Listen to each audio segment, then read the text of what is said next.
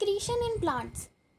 तो देखो, प्लांट्स में जो एक्सक्रीशन होता है वो हम ह्यूमंस के या फिर और ऑर्गेनिज्म के कंपैरिजन में काफ़ी कम होता है और काफ़ी सिंपल होता है।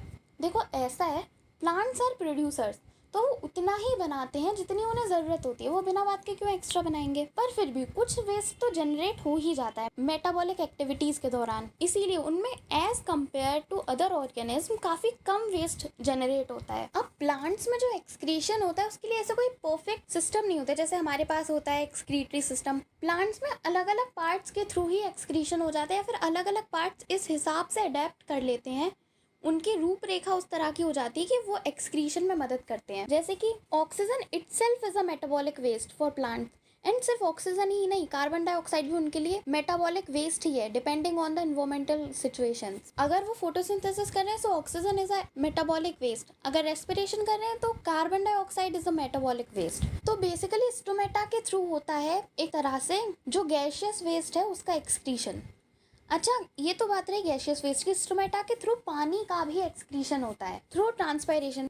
और देखो, प्लांट्स में बेसिकली तुमने सुना होगा एक सेकेंडरी जाइलम बन जाती है। ऐसा होता है जैसे जैसे प्लांट बड़ा होता है उसके अंदर एक सेकेंडरी जाइलम बनने लगती है। अब जैसे जैसे प्लांट बड़ा हुआ तो उन जाइलम के वॉल्स पे इतना प्रेशर पड़ा कि प्रेशर की वजह से जो जाइलम के वॉल्स थे उनके सेल्स ही मर गए। और जब वो सेल्स मर गए तो प्लांट के लिए तो वो किसी काम के नहीं रहे ना। तो प्लांट क्या करता है, उनको एज गार्बेज बैग यूज कर लेता है। तो प्लांट क्या करता है, उनके अंदर ही अपने अंदर के जितने टॉक्सिन्स या फिर वेस्ट मटेरियल होते हैं उनको डालने लगता है। या फिर कभी कभी तुमने सोचा होगा कि पौधे को तो हम रोज पानी देते हैं फिर भी पत्तियां झड़ रही है इसकी। तो पत्तियां झड़ना एक अच्छी चीज है, हमेशा नहीं पर हाँ, पत्तियां झड़ना भी प्लांट्स के लिए एक्सक्रीशन परफॉर्म करने का एक तरीका ही है। देखो ऐसा होता है, प्लांट्स के अंदर होते हैं काफी बड़े बड़े वैक्यूल्स। तुमने देखा होगा कि इतने बड़े वैक्यूल्स होते हैं कि न्यूक्लियस भी साइड हो जाता है। तो वो जो वैक्यूल्स होते हैं उनके अंदर भी प्लांट्स अपने अंदर के टॉक्सिन्स भर देते हैं। तो वो जो प्लांट के अलग अलग पार्ट्स के जैसा कि लीफ वगैरह, उनके अंदर के जो वैक्यूल्स होते हैं उसके अंदर प्लांट्स टॉक्सिन्स भर देते हैं और फिर बाद में वो लीव्स शेड कर देते हैं,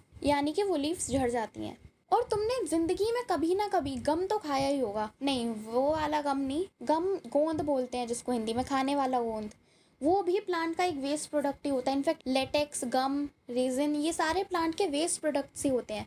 प्लांट के लिए तो वेस्ट है, हमारे लिए यूजफुल है। पर और बेसिकली प्लांट्स अपने आसपास की सॉइल में भी कभी कभी एक्सक्रीटरी वेस्ट एक्सक्रीट आउट कर देते हैं। So that is it about excretion in plants. इतना ही था। So till then bye.